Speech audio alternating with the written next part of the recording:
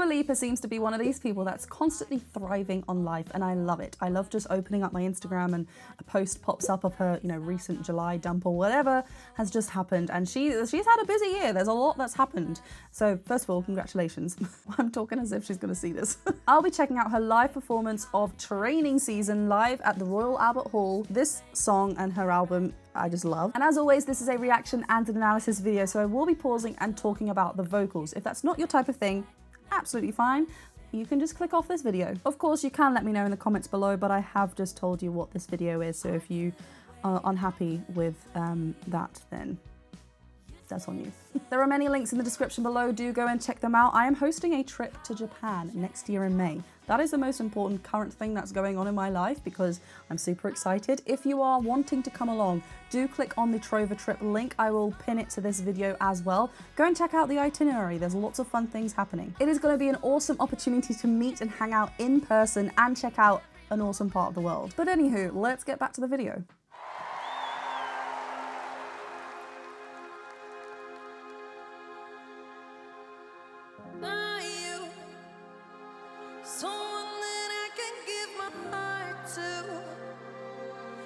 Just the poison that I'm drawn to.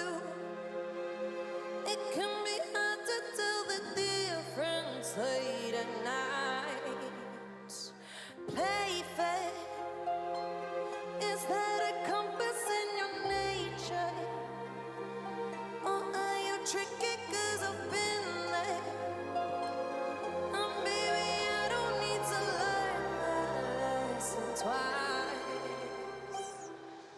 Oh my gosh, what an introduction to this song. I love it when artists just, you know, completely change up the arrangement or just, yeah, just the feeling of the song. This is obviously much slower, different instrumentation to the original, which is like something like that. The red visuals that we're seeing, the red gown, very seductive. The way that we are singing this is very slow. We're taking our time. There are a couple things that she's doing to really get this message across whilst being on this really slow, smooth tempo. One is the placement of her larynx. It kind of feels a little bit higher. She has this darker setting when she does talk, which you can hear when she goes onto these lower notes. But she starts this quite in a bright placement. There are other things that she's doing as well. Is very, she's on this quite a spread vowel shape.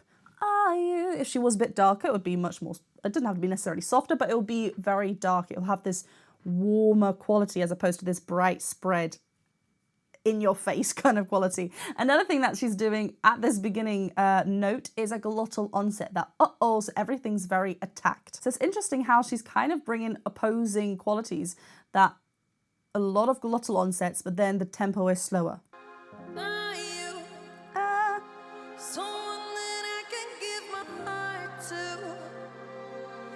Just the poison that I'm drawn to. It can be hard to tell the difference late at night. I love this wide vibrato. I've talked about this previously. Went Nash. It was almost broken. It's just so unique to her. It's so wonderful. Notice how she dips down. She keeps this spread. It can also was a glottal onset. Sorry, that last line is very staccato, the delivery. It's quite broken up, and as we are descending, night, we keep that spread, we keep it very lifted. So even though we're getting darker, or getting lower as well, I should say, we're keeping it lifted, and that twang is present to keep us on top. Also, is this conductor the same conductor as, I've just recently reacted to Aurora Nod Cry main theme song. It is the same guy. I've literally just searched it. There was a there was a little clip there. I thought, I mean, I know you would have seen it before, but I've literally just watched that performance. So anyway, it's a Ben Foster double video now then. Even Hard has almost got a glottal onset. Nah, and that's broken.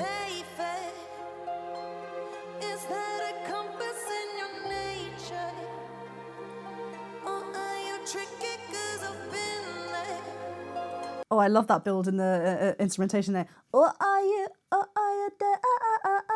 Can you hear how it's all like, not scratchy, but like CD kind of way, but It's got this small placement. When we lift the larynx, the journey from the larynx to come out, it's much shorter, which is why we get a brighter quality as opposed to, or timbre, as opposed to when it's dropped down and we go quite darker. So that's why we're hearing that bright quality. And then, like I said, the glottal onset. And it's even happening when she breaks up the words. We're getting like a little bit, when we come off the word, it's then a glottal approach straight away. It's constant through this. And I love that feeling that she's creating. It's beautiful, especially with that rise in the orchestra.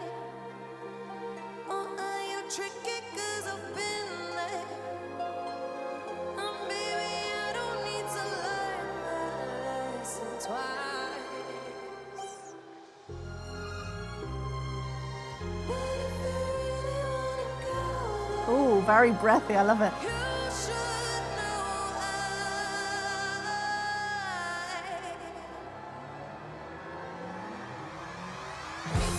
Woo!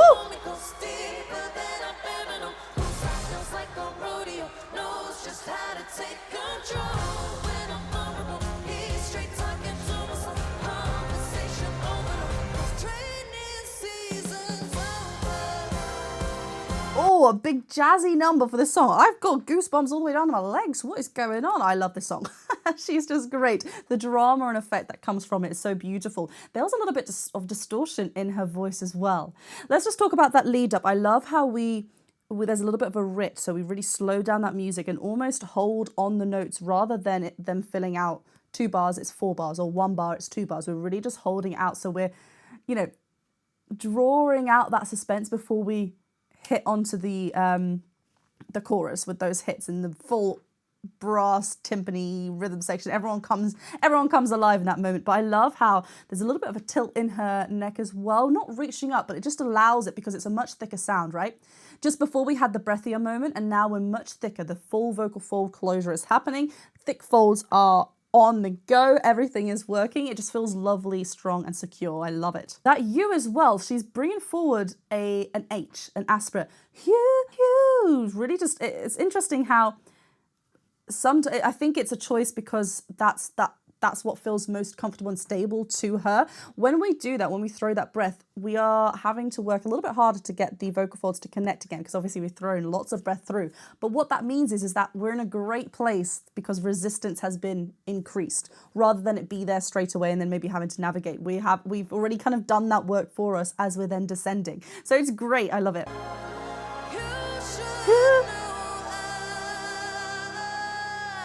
I love that call.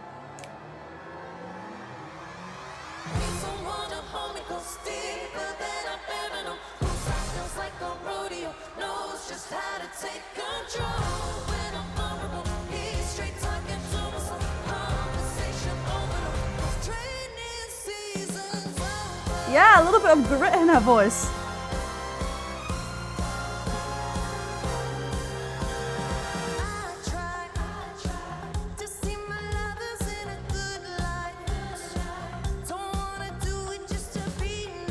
She's so great.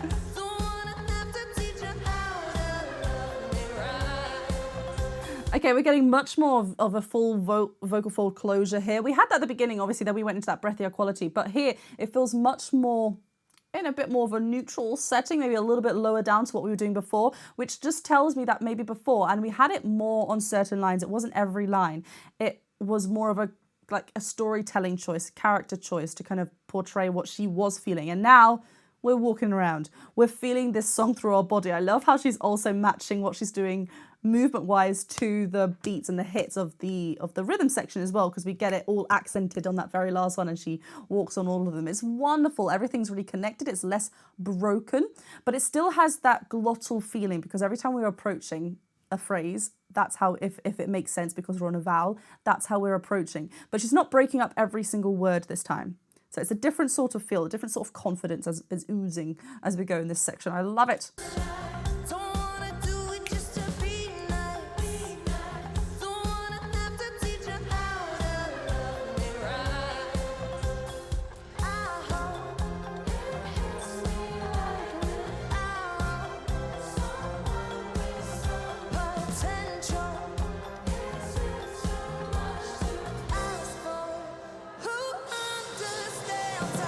Oh, it's such a great song. I'm going to keep saying it throughout. It's such a great song. Listen to it. The ensemble here, we've got quite a few backing vocals coming in as well, which is wonderful. They're providing lovely softer vocals compared to Dua Lipa's really strong, abrupt attack of a voice. And I love how they take this verse, arrow potential. And I love how, again, everything's just relaxed, but it's really the conversation between the two is wonderful because it's swapped.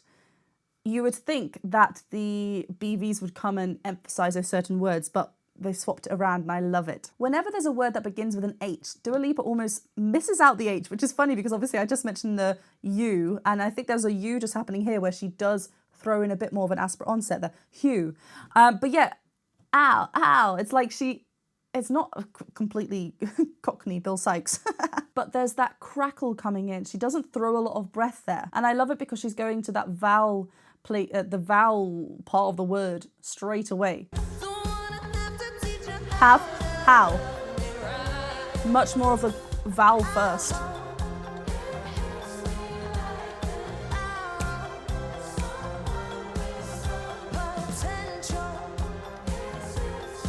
Yeah, all that unison there. Oh, who? Deeper than I've ever known.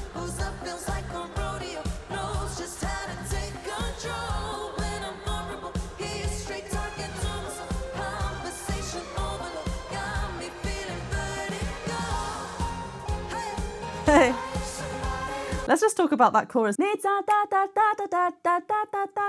hovering between those two notes, and then ba ba ba ba ba we swap and it's a different two notes. So range-wise, it's not a massive like range that we're hitting, but she's playing to her strengths, which is just punching these words out, punching this melody out, and it's so great because we know everyone's going to be singing it for days to come. She's not too far away from the mic as well. The mic technique is just kind of just staying quite relatively close because she's not really opening out her mouth. That's also down to the fact that we're not changing notes too often as well, or changing to multiple notes, I should say, too often. We're hovering between the two. So keeping everything small, it just means that we're going to hit these notes much more with ease and we can punch them out much easier.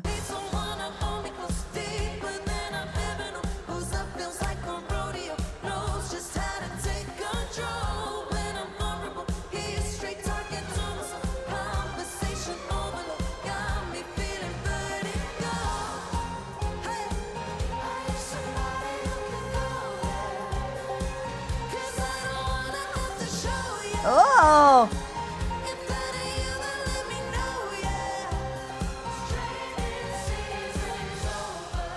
Oh, good. Okay, now we're going to have some wonderful low notes from Dua Lipa. Right, this distortion that's creeping in here as well.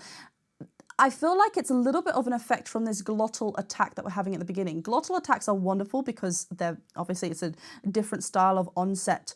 You know, aspirate, smooth, aspirate, abrupt, aspirate, gradual. There's different variations of these three main onsets.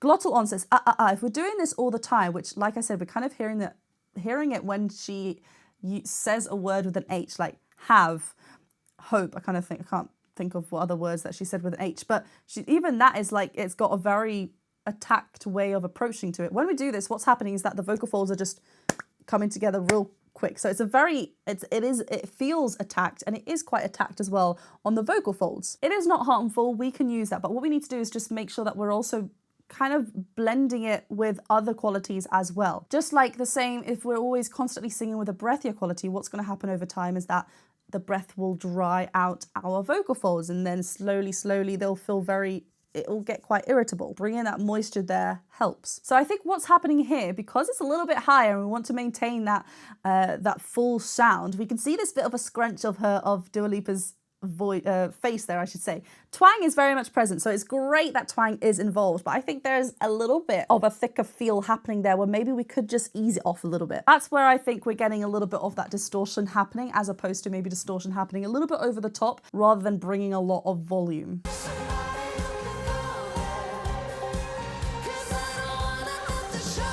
I love that squeak on have though.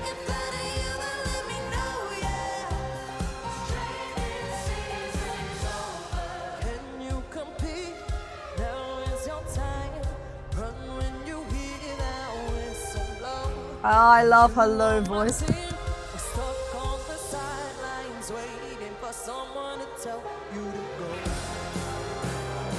go. Listen to how relaxed that is. Go. And she's just gone. Let's just go. Like, obviously, we're not lingering on that word for too long, but it's so beautiful and relaxed. It's so smooth as well, different to when she's singing a little bit high, that the larynx does want to come up a little bit. Here it just feels so relaxed and settled. Even that entrance.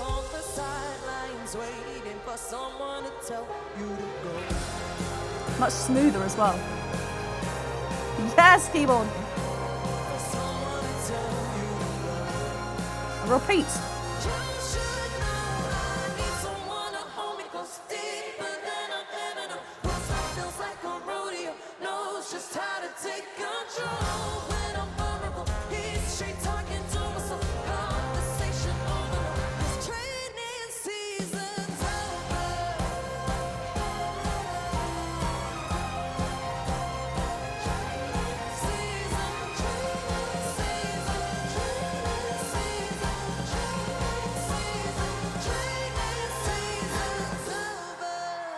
Ooh, I love that disappear at the end. What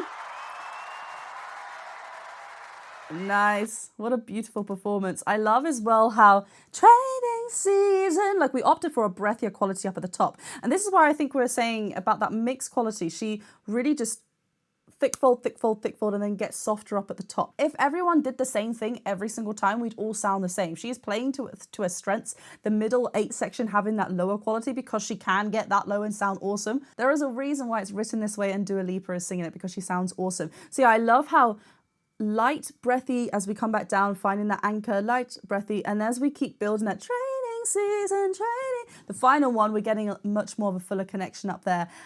Over, and we get that throwaway, that descend. We had quite a few throwaways throughout the song as well, especially towards the beginning. I think it's because we're dynamically a little bit quieter. But wow, that was such a wonderful performance. I love how she made that journey, then came, returned back to that beginning position. Beautiful.